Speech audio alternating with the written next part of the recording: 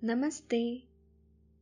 मैं हूँ शांभवी और आज आपके लिए मैं लेकर आई हूँ सुभद्रा कुमारी चौहान जी द्वारा लिखी हुई एक कहानी जिसका नाम है मंगला।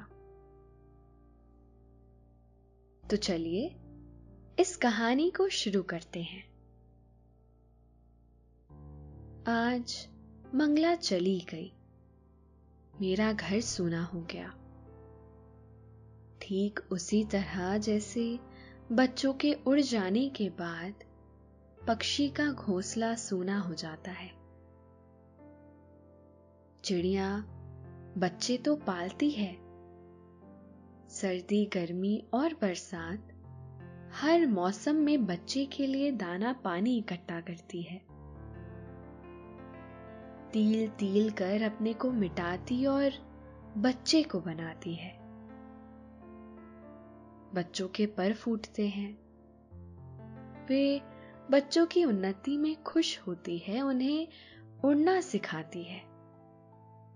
परंतु ज्यों ही डैने मजबूत होते हैं, बच्चे मां का सहारा छोड़कर घोंसले से कुछ दूर तक अकेले भी उड़ते हैं। इस डाल से उस डाल पर, इस पेड़ से उस पेड़ पर, और इस प्रकार एक दिन उड़ते उड़ते बच्चे उड़ जाते हैं। कहां? कौन बताए? सूने घोंसले में चिड़िया कैसे रहे?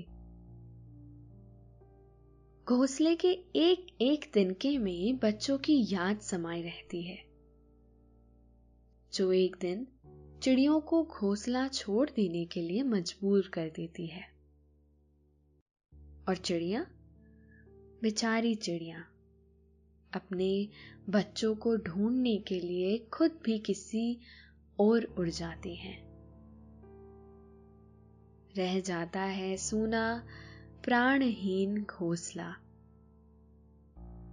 उसे बच्चों के साथ साथ चिड़िया की भी याद आती है और प्रतीक्षा करते करते कभी किसी हवा के झोंके से समझौता कर तिनके अलग होकर अलग अलग दिशा में वह भी अपनी चिड़िया और अपने बच्चों की खोज में उड़ जाते हैं। ना जाने कब से यह क्रम चल रहा है और अनंत काल तक चलता रहेगा। सब चिड़ियों के बच्चे उड़ जाएंगे और सब चिड़िया उन्हें खोजने के लिए उनके बाद घोंसला सूना करके उड़ जाया करेंगी। पर बेटी को विदा करके मां क्या करे?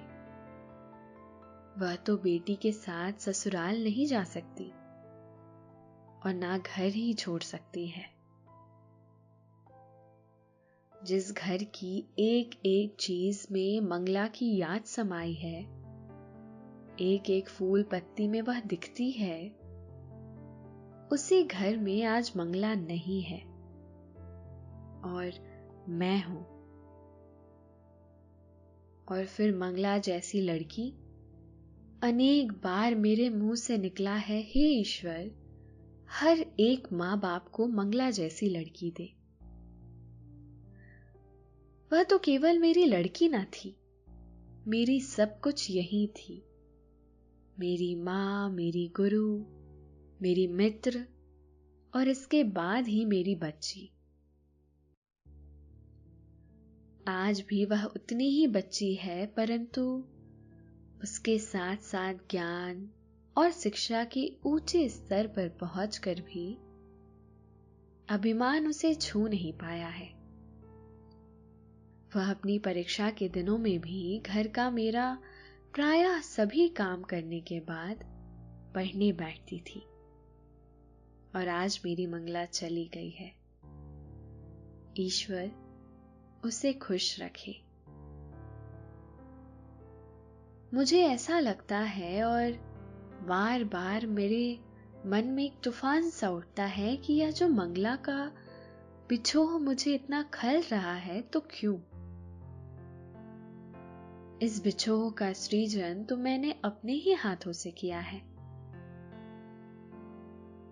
मंगला तो विवाह की इच्छुक न थी। वह बार बार मुझसे यही कहती रही, अपनी गोद से तुम मुझे अलग ना करो अम्मा। तुमने मुझे पढ़ा लिखा कर इतनी बड़ी बनाया है, तुमने अभी तक मेरे लिए कष्ट उठाया है, अब अपनी सेवा करने का अवसर दो। और मैं मंगला के विवाह के लिए बड़ी उत्सुक थी।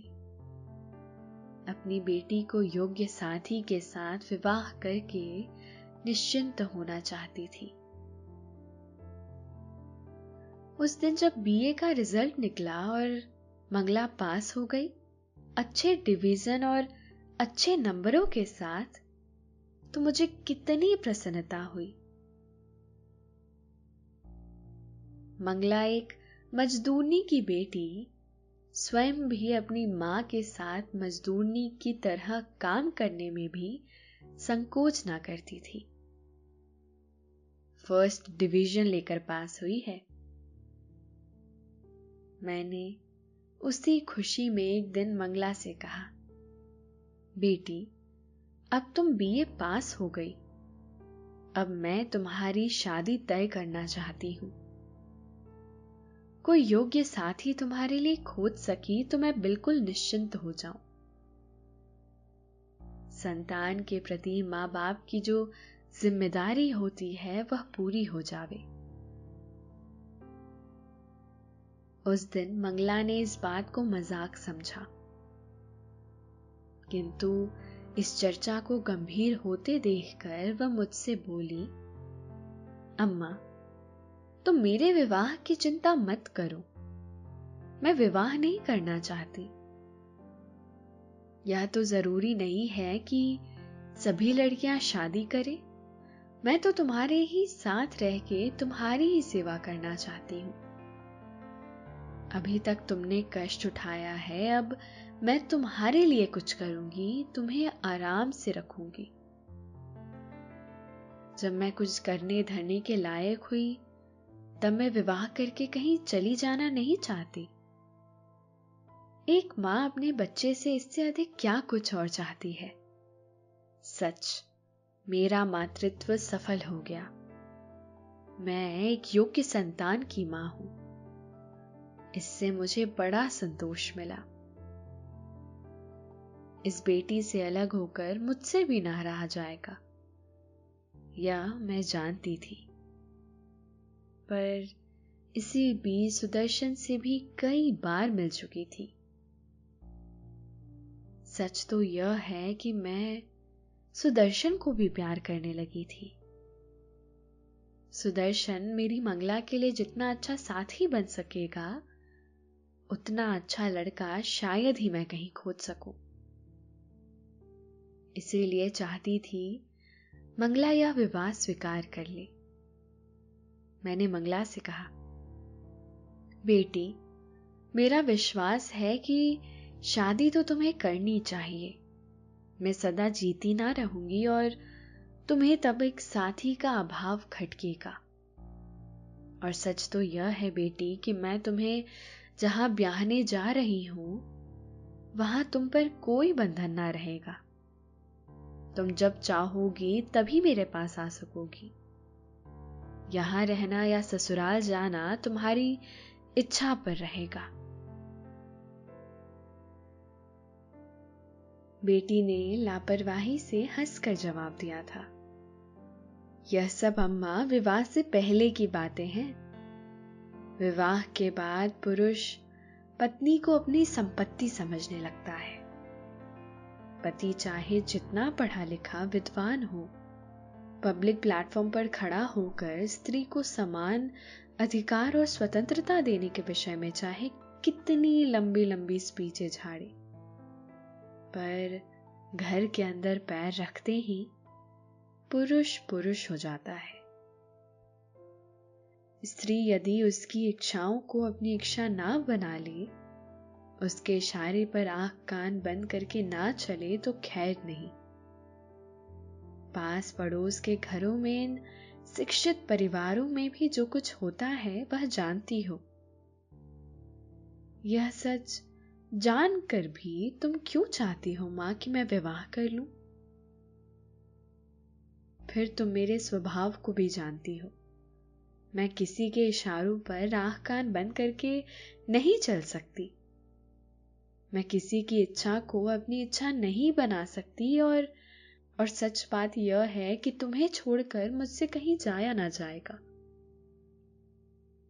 तुम जिसके साथ मुझे ब्याह होगी वह मुझे अपने साथ जरूर ले जाना चाहेगा, अभी चाहे कुछ भी कहे।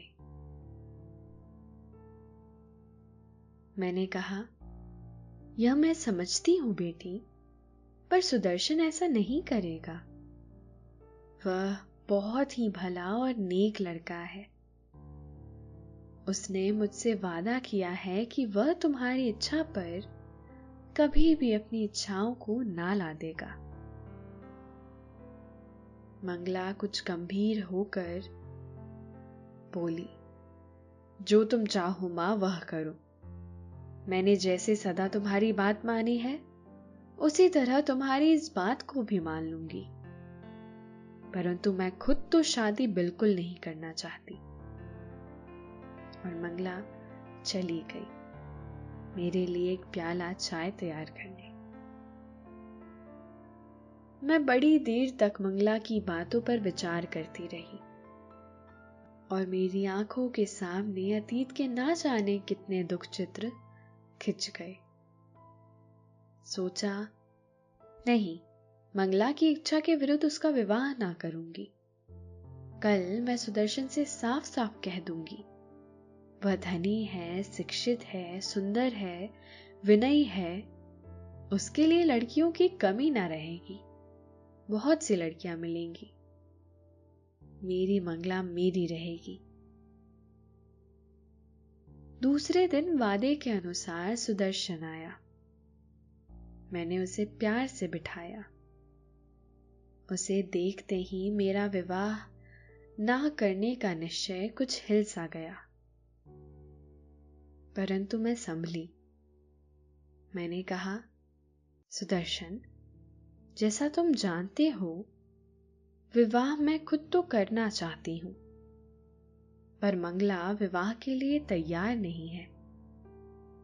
मुझे छोड़कर जाने की कल्पना से भी वह सिहर उठती है, और विवाह के बाद ससुराल उसे जाना ही पड़ेगा। यही कारण है वह विवाह नहीं करना चाहती। सुदर्शन का चेहरा उतर गया। वह बोला, ऐसी बात तो नहीं है कि वह विवाह के बाद उन्हें आपको छोड़कर जाना ही पड़ेगा। जाना न जाना तो उनकी इच्छा पर रहेगा, और वैसे तो विवाह के बाद भी वह चाहे तो आपके ही पास रह सकती है। मुझे कोई शिकायत ना होगी। मैंने पूछा, तुम्हारी मां को भी कुछ ना लगेगा? वह भी रहने देंगी? सुदर्शन बोला, अम्मा मेरे किसी मामले में दखल नहीं देती। मैंने कहा, सुदर्शन, यह सब बात मैं मंगला से कह चुकी हूं। वह कहती है कि ब्याह के पहले लोग दूसरे स्वर में बोलते हैं और विवाह के बाद उनका स्वर बदल जाता है। सुदर्शन कुछ हताश सा होकर बोला, वैसे आप लोग मुझ पर विश्वास ही ना करें तो कोई चारा ही नहीं है, पर मैं कहता हूं कि जो कुछ कहता हूं उस पर अमल करूंगा।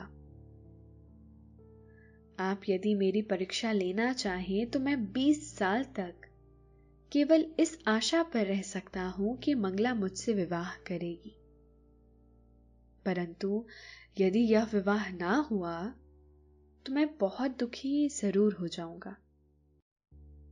दुखी होने पर भी मुझसे कोई अपकार ना होगा, मैं रास्ते से अलग हो जाऊंगा। और मेरा मां का हृदय जो ठहरा, मैं द्रवित हो उठी। मैंने कहा, अब तुम्हें कुछ और कहने की जरूरत नहीं है। मैं प्रयत्न करूंगी, तुम दुखी ना होना, और तुम्हें 20 साल तक ठहरने भी ना दूंगी। सुदर्शन चला गया। दूसरी सुबह मंगला से चाय पीते पीते मैंने कहा, मंगला बेटी, मैं चाहती हूं कि तुम यह विवाह स्वीकार कर लो।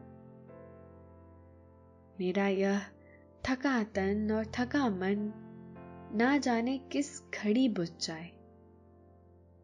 तुम किसी योग्य साथी के साथ रहोगी तो मैं शांति से मर सकूंगी, नहीं तो मरने के बाद भी शांति ना पा सकूंगी।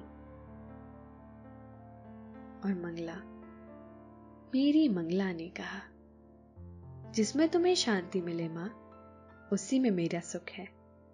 तुम जो चाहो वो करो। फिर इस प्रकार विवाह तय हुआ और हो गया।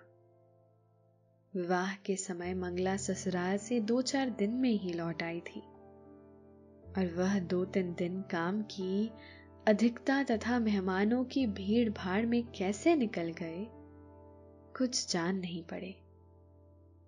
पर आज तो यह सूना सूना घर काट खाने को मुंह बाएं खड़ा है। हर पेड़, पत्ती और फल जिधर आंख उठाती हूं, हर जगह मंगला ही मंगला। मंगला के अतिरिक्त और कुछ सूझता ही नहीं। सोचती हूं यदि मैं भी चिड़िया होती तो अपनी मंगला की खोज में किसी तरफ उड़ जाती। तो ये थी आज की कहानी मंगला। आशा है आपको अच्छी लगी होगी। आगे और भी हम ऐसी कहानियां आपके लिए जरूर लेकर आएंगे। तब तक के लिए हमारे साथ बने रहें।